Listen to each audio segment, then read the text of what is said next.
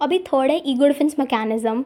ये एक ऐसी थ्योरी है that is very interesting. According to me it is the best theory Freud has ever given. तो ego defence mechanism करता है help reducing anxiety by distorting the reality.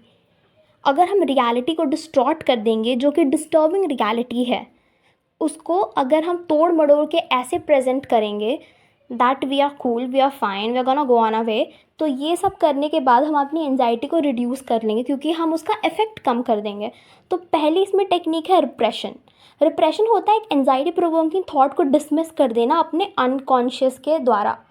Unconscious के द्वारा इसीलिए बोला मैंने क्योंकि जो फ्रॉइड टेक्निक्स यूज़ करता था, if something has happened very disturbing in the present और वो बहुत एम्बैरसिंग है मेरे लिए, बहुत नेग्लेक्टिंग सी फीलिंग आ रही है उसको लेकर, तो मैं उस चीज़ को इतना ज़्यादा तोड़ कर दूँगी, इतना ज़्यादा ऐसे रिप्रेस कर दूँगी कि वो मेरे अनकॉन्शियस में चला जाए और मुझे याद ही ना रहे।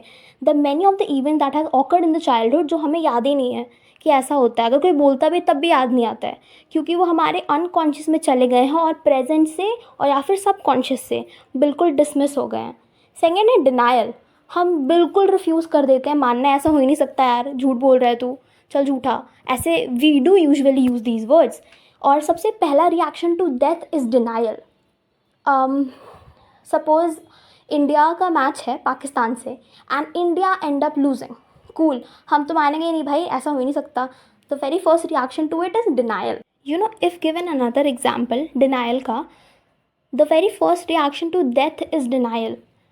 किसी के घर में डेथ हो गई and we are coming to know about it, the very first reaction would be नहीं, he still alive, she still with me, etcetera etcetera, कुछ भी हो सकता है, but the very first reaction to death is denial, क्योंकि हम वो reality accept कर ही नहीं सकते हैं। तो कम्प्लीटली नेग्लेक्ट कर दिया उसको बिलीव करने से, उसको बिल्कुल डिसमिस कर दिया कि वो हो ही नहीं सकता है, तो उसको हम बोलते हैं डिनायल। और रिप्रेशन होता है कि जब अनकॉन्शियस में वो फीलिंग्स या फिर थॉट्स, हमारे इमोशन दब जाते हैं। The third factor under ego defence mechanism is projection. Projection कहता है when we attribute our own traits on the other person. For instance I have this one friend जो मेरी बहुत ज़्यादा लेग पुलिंग करता है, but in the future he might turn around and say यार ये मेरी बहुत ज़्यादा लेग पुलिंग करती है, so he is putting all the blame on me, whereas he is the one who does that, right?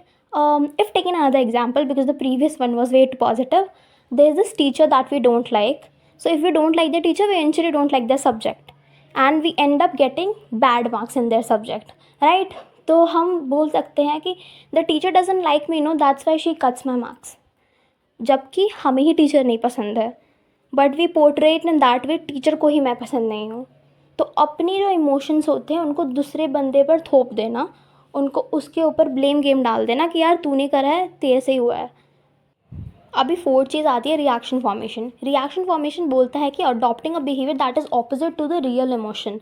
If in the present time I am feeling something but I am going to change that emotion into something else.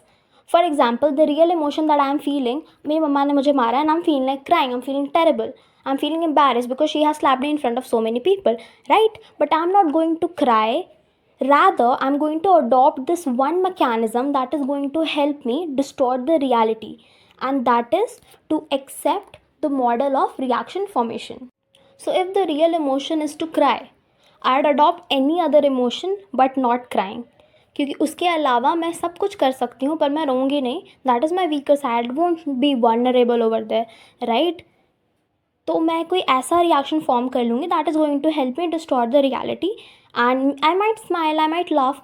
In this movie Munna Bhai MBBS, doctor Randhawa, whatever his name was, I don't remember, sorry. So whenever he'd be very mad, no, वो बहुत ज़ोर ज़ोर से हंसने लगता था, because he has adopted that formation, his reaction, to form into a different one where he was laughing, where he was trying to reduce his anxiety, reduce his stress, reduce his anger by laughing out so loud. And the last one is rationalization in ego defense mechanism, though it's not the last, क्योंकि in NCERT we have been taught only 5 of these factors. Otherwise the reaction, sorry, जो ego defense mechanism है उसके बहुत सारे अलग अलग factors भी है, इन 5 से ज़्यादा.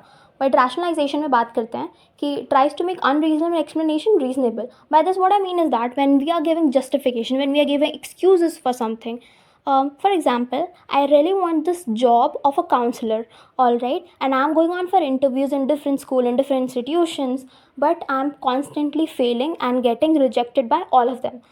तो एक टाइम पर आएगा कि मैं बोलूँ कि अरे यार ठीक है, इसमें तो मुझे करना भी नहीं था, मैं तो ऐसे ही कर रही थी, असली चीज़ तो मुझे दूसरी कुछ करनी है. If I am Fehling on an interview, मैं बाहर आकर यही बोलूँगी कि ये तो ऐसे ही फालतू था, मुझे करना भी नहीं था, because I failed that, so I am trying to make it reasonable to distort the reality and reduce my anxiety. So this was it for today. That psychosexual one, we'll cover it in the next part because that's very vast and I want to explain each one of that very specifically.